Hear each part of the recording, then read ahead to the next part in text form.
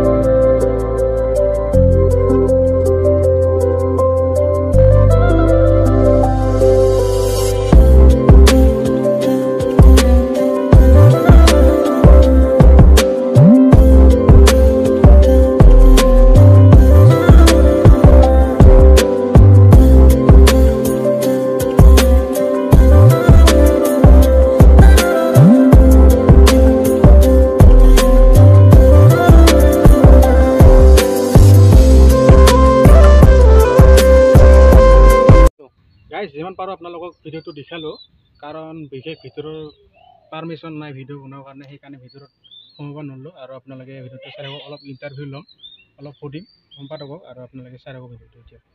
এখন হ'ল খতৰা সত্ৰ। সত্ৰখন প্ৰতিষ্ঠাৰ এতিয়া 456 বছৰ হ'ল। 1568 খ্ৰীষ্টাব্দতে মহাপুৰুষ মাধৱদেৱৰ প্ৰিয় শিষ্য শ্ৰী শ্ৰী গোবিন্দ হাতৈয়ে এই সত্ৰখন প্ৰতিষ্ঠা কৰিছিলে। আৰু প্ৰতিষ্ঠা কালত এই অঞ্চলত অত্যন্ত জংঘল আছিল, জনতব্য জংঘল।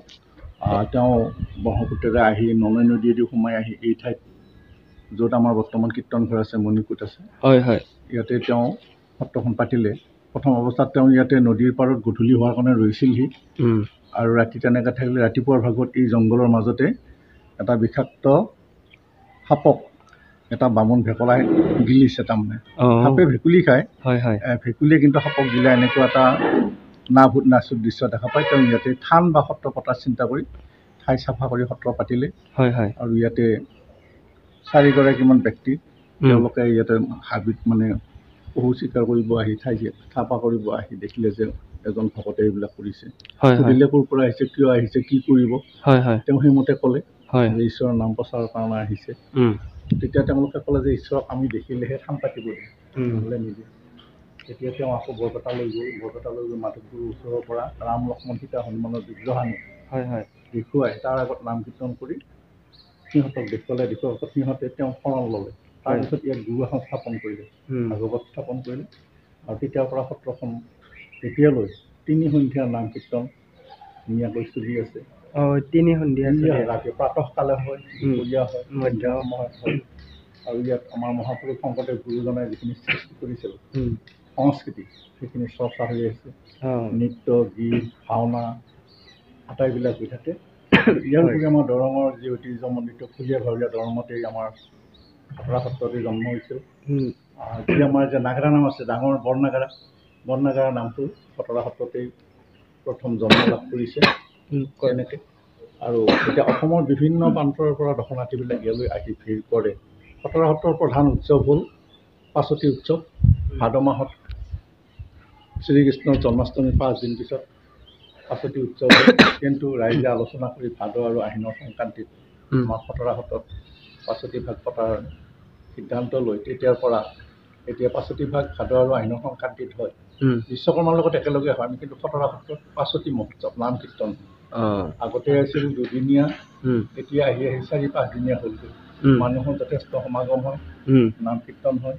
ইয়াৰ উপৰিও খতৰা সত্ৰৰ গুৰুজনাৰ তিথিসমূহ, আৰু এই অলপ আগতে গ'ল জেঠমহীয়া বৰসবাহ, ইয়াত হাজাৰ হাজাৰ মানুহৰ সমাগম হয়। বিয়া সৰজাপালি আগদিনা নিশাৰ পৰা পিছদিনা দিনতো উদযাপন কৰা হয়। শ শ হাজাৰ হাজাৰ ভকতে ইয়াত অংশগ্ৰহণ কৰে আৰু সেইভাগে এই সত্ৰখন সুন্দৰভাৱে পৰিচালিত হৈ আছে। ইয়াত সত্ৰাধিকাৰ নাই, বিভিন্ন সত্ৰত সত্ৰাধিকাৰ আছে। আমাৰ খটৰা সত্ৰ সম্পূৰ্ণ গণতান্ত্ৰিক।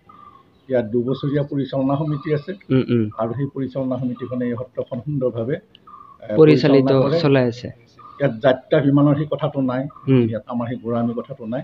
আমি সকলোৱে লগে ভাগে সকলো জাতি জনগোষ্ঠীৰ মানুহে ইয়াত শৰণীয়াসকলে সুন্দৰভাৱে সত্ৰখন আমি পৰিচালনা কৰি আছো। তো গাইজ আপোনালোকে জানিলে তো এই সত্ৰখনৰ মৰ্মান্তিক কিছুমান ঘটনা যে ইয়াত কেনেকৈ বস্তুটো কি হ'ল। তো আগলৈকে কণ্টিনিউ কৰি থাকক। এতিয়া ভিডিঅ'টো শেষ হোৱা নাই, আগলৈকে আৰু আছে। তো আপোনাৰ নামটো একবাৰ জানিব বিচাৰিছোঁ। শ্ৰী যাদৱ মহন্ত। ভালে লাগিল তেখেতৰ লগত সাক্ষাৎকাৰ হয়। তো আপোনালোকে ভিডিঅ'টো আৰু কণ্টিনিউ কৰি থাকিব। এতিয়া গাইজ সভাপতিক লগ কৰিলোঁ আৰু অলপ ভালকৈ বুজাই দিলে তেখেতে, ভাল লাগিল আৰু আহি পেলাই ভালো লাগিছে। আপোনালোকে আৰু ভিডিঅ'টো চাই থাকক, অলপ সময় আছে আৰু ভিডিঅ'টো শেষ নকৰিব। ভিডিঅ'টো গাইজ দিব্যজ্যোতি আৰু ফুল পাৱাৰ 1000 চেনেলটো মই ইয়াৰ একদম পুৰা ডাঙৰ দি দিম পুৰা, আৰু পুৰা ফুল পাৱাৰ সাপোৰ্ট কৰিব। একদম গাঁৱৰ চুলি যিমান আছে সাপোৰ্ট কৰিব দেই চুলি হাত আজি। গাইজ এইখিনিতে ভিডিঅ'টো সমাপ্ত কৰিলোঁ আৰু যদি ভাল পালে লাইক শ্বেয়াৰ কৰিব নাপাহৰিব। আৰু ইয়াৰ পৰা যাবলৈ ওলালোঁ আৰু আপোনালোকে ছাবস্ক্ৰাইবটো কৰিব চেনেলটো। Bye bye.